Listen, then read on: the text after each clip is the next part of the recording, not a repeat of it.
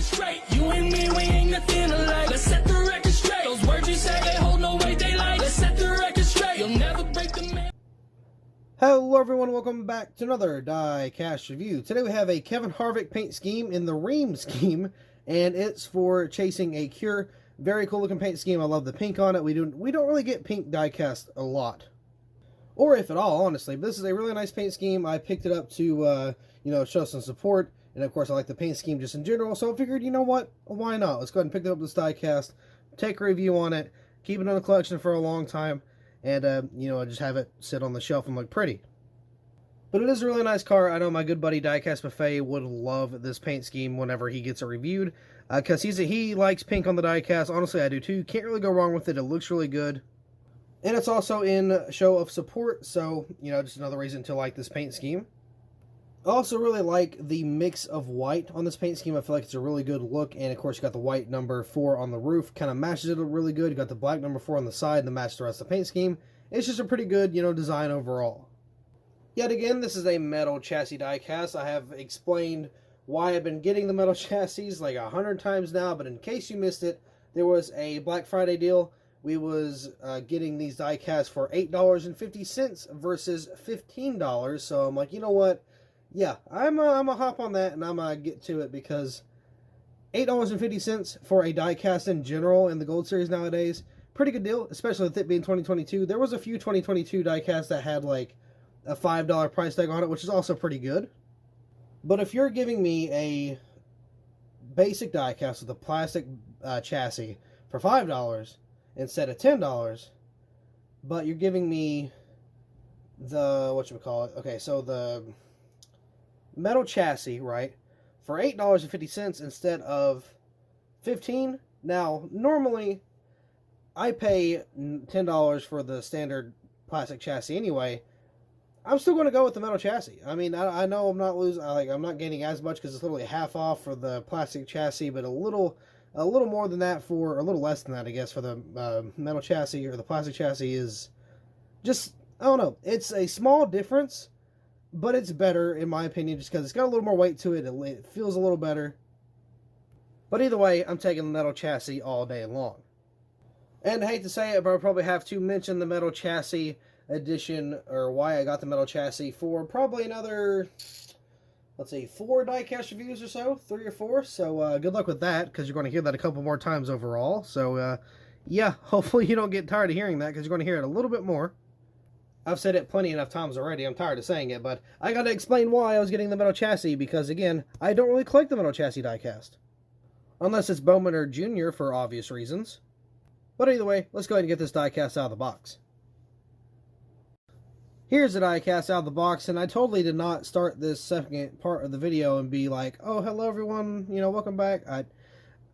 I may have messed up a little bit, but it's okay. It doesn't exist. It's not on the platform. Nobody knows about it. It's just a hoax. No big deal. But anyway, there's a little fun thing to kind of kick off the legitimate review of this diecast. But again, diecast out of the box, it looks really good. I feel like the mix of black, white, and pink is really nice. I think the black could be a little less. Maybe you had to throw a little more pink in there or a little more white. But I feel like there's a little bit too much black. I don't know, maybe just a little bit more, like a teeny bit more of the other colors, but I don't know, I'm not going to complain. Very nice looking diecast. And also, I think the Busch Beer logo is missing. I cannot recall if it is on this paint scheme, but it should be down in this little corner down here. And so, I mean, I'm not really too sure. I don't know if Busch is just like, well, I would say I'm not sure if Busch is even with, or okay with producing diecasts anymore, but we got a Busch car for 2022, so I'm assuming they're just kind of ruling it out, so they don't have to put it on a base, or I don't really know what's going on there. I'm going to have to Google or look up this paint scheme to see if there was a little Busch Light logo on there. Now, of course, this is a Cure Cancer. I believe it's Cancer. Pink is, affiliated with Cancer, and it says Chasing a Cure, so it doesn't really say exactly if it's, like, for a specific kind. It's just a Cure. So, I mean, either way, I like these Cure schemes because I have lost a family member due to that before, so I've kept pretty much every Cancer car or Cure car I can find, just because it has like a, I don't know, something little, something to hold on, I guess you could say. I guess there's a small amount of sentimental value to diecasts like these. Like, I don't know if anybody remembers, but way back in 2017, there was that, like, there was the kid decorated, or not decorated, but kid designed Cure Cancer 2017 diecast that Lionel kind of put out in the wave. I still have that, brand new, never opened. I mean, it's still sitting on the wall, so I definitely try to keep diecasts like those in really good condition. But anyway, on to the actual diecast review, because I don't want to keep you guys waiting for too long. I always do that, and I never mean to. I always, like, delay the video by, like, 4 minutes, and I never really mean to. Rheem, oh, 500th, or 500th Rheem race. That's interesting. I don't know where this was ran, or I would, give you that information, but I have no clue. I'll probably Google it, look it up, and, throw it on the screen somewhere. We got the pink Rheem logo there. Normally it's red. We got Harvick right there on the name banner. Looks a little rough, not gonna lie. So there's that. Same thing with the Ford logo, looking a little rough around the edges. Got the number 4 right there. A very nice metallic, shiny black. Looks really good. Got the number 4 right there. Harvick on the rear name banner. Yeah, St. Jude. Okay, that's why. There's the hospital association with it. I got it now.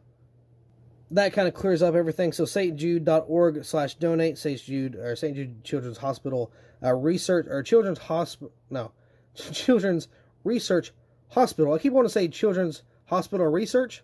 No, that's not what it says. Children's Research Hospital. There we go. St. Jude has always been a very big thing, so it's cool to see it on one of the race cars here. So you got on the back end, what was that, EMAX? ECMAX? I can't really tell what that says, because that little red line kind of throws me off, but it's Evolving Hot Water. I think that's what it says there. Got GT, got 16th anniversary of Rheem Racing right there. That's cool, cool little logo.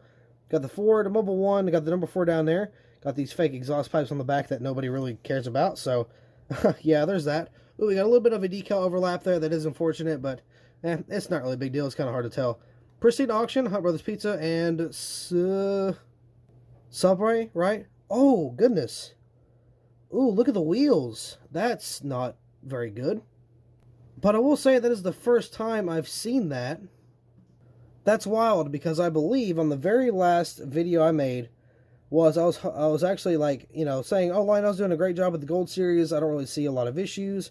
Now, the Authentics line, yeah, is a little bit, but dude, this is it's a little bit of a yikes. I guess they got the eagle peeling off there. Huh. I mean, it's weird. It's like on the actual wheel, so I guess it kind of tells me how they make it. I don't know. It looks like there's some type of, like, clear coat or some type of coating around there. Wow, that's very interesting. Didn't know that's how that happened. I got Rheem right there. Of course, Chasing a Cure. Gear Wrench, stjude.org/donate. I got SK and a heart right there. Kevin Harvick. Ford Mobile 1, Haas. Hot Brothers Pizza. And, of course, got Rush Truck Centers there. Got Rheem, and they got the number 4. Let's see. Is that look? I can't tell what that logo is on top. Oof, it's hard to tell. Then he got this Salutes logo down at the bottom. I know what that one looks like. So we got the Goodyear tire there. Goodyear, it's a little crooked, little screwy right there. You got a little bit of a decal mess up.